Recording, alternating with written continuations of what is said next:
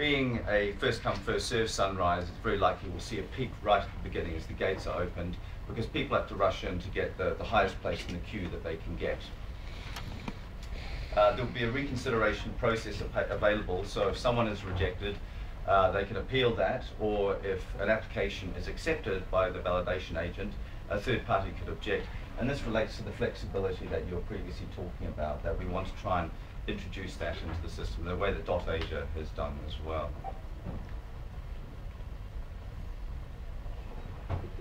These are some of the nitty-gritty of the sunrise. So it will be a single phase, and the eligibility is based on trademarks registered with national effect. So that will include community trademarks and Benelux trademarks, but not US state registered trademarks. We've chosen a cut-off date of 30th of May 2008, and the registration must remain in effect when validated by the validation agent. So there's no other prior rights outside of those trademarks registered with national effect. .eu had several phases where they looked into different forms of prior rights, business identifiers, etc. We want to operate a very streamlined process, a very simple process, have a very short sunrise policy, and a very discrete sunrise period.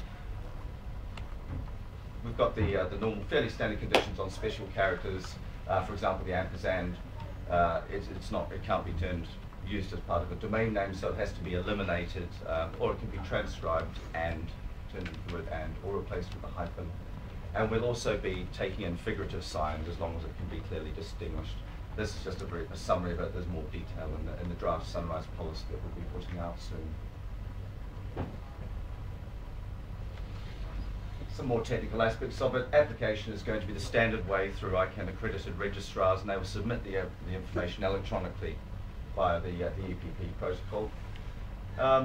The core information that will be submitted here is listed, so we'll have the name of the trademark, the country that it's registered in, registration date, trademark number, and the applicant capacity. So that relates to the point that Bart mentioned about one particular entity of a company registering the domains, but with trademarks spread over all of the remaining connected entities. So you need to have the flexibility to either be an owner or a licensee of a trademark and then submit the application.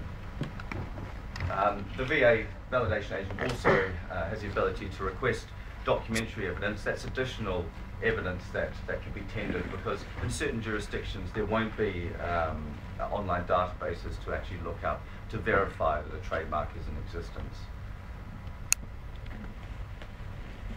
That's Sunrise dealt with. Land Rush, very traditional, first come, first served. So again, there'll be the floodgates will open, and hopefully we'll get a big rush of applications going in there.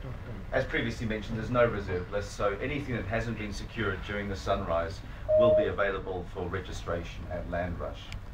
We've yet to establish a fee and a minimum term, but it's likely that the fee